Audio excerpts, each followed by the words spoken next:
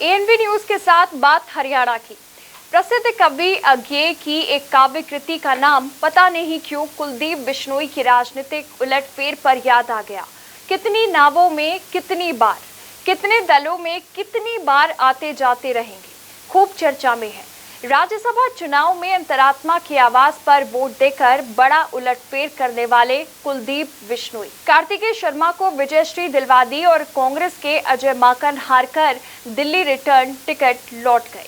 अभी तक मंथन जारी है कांग्रेस में कि दूसरा विधायक कौन था जिसकी वोट रद्द हुई। इस पर मंथन चल रहा है।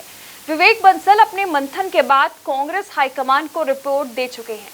कांग्रेस ने अंतरात्मा की आवाज के तुरंत बाद कुलदीप बिश्नोई को सभी पदों से हटा दिया था, लेकिन जो पद वो चाहते थे वो नहीं मिला, जिससे रिश्ता नाता टूट गया कांग्रेस से। अब सुना है अंतरात्मा फिर फड़फड़ाने लगी है और ये राष्ट्रपति के चुनाव में वोट डालकर ही शांत होगी और उसके बाद ही कुलदीप बिश्नोई भाजपा की नाव में सवार होंगे। एक बार तो कांग्रेस में लौट चुके और तीन बार भाजपा, बसपा और विनोद शर्मा की पार्टियों के साथ नावों में सवार हो चुके, लेकिन अभी तक सही मंजिल पर नहीं पहुंच पाए या सही नाव नहीं चुना पाए। इसलिए नावें बदलने का सिलसिला जारी है। नाव नई तो नहीं, वही भाजपा है। इसलिए ये कहा जा रहा है कि कांग्रेस की नाव से उतर जाने से पार्टी को कोई ज्यादा फर्क नहीं पड़ेगा। हाँ, इनके भाजपा में जाने से जरूर फर्क पड़ने के अनुमान लगाए जा रहे हैं। नफे नुकसान समझाए जा रहे हैं और इसके जनाधार की भी जांच पड़ताल की जा रही है। कुछ नेता नाराज हो रहे हैं इनकी भाजपा में संभावित एंट्री से। इस तरह हिसाब लगाया जा रहा है कि कुलदीप बिश्नोई के जाने से नाव किसकी हल्की होगी और किस नाव पर भार बढ़ेगा।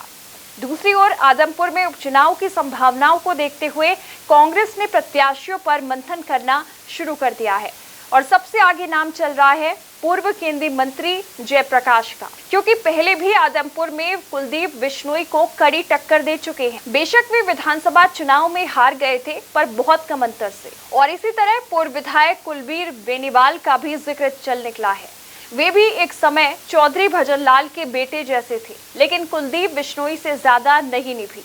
आदमपुर उपचुनाव से कुलदीप बिश्नोई चाहे खुद मैदान में उतरे, चाहे बेटे भव बिश्नोई को उतारे, एक बार फिर इनकी लोकप्रियता की अग्नि परीक्षा होगी, ये निश्चित है।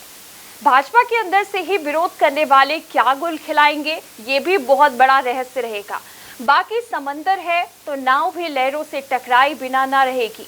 नाव, समंदर और संघर्ष फिर से नया होगा। नाव किस किनारे लगेगी, ये पूरा हरियाणा इंतजार कर रहा है। हाँ, अपने साथ अपने बेटे भव की नावें भी बदलते जा रहे हैं। एएनबी न्यूज के लिए कमलेश भारती की रिपोर्ट।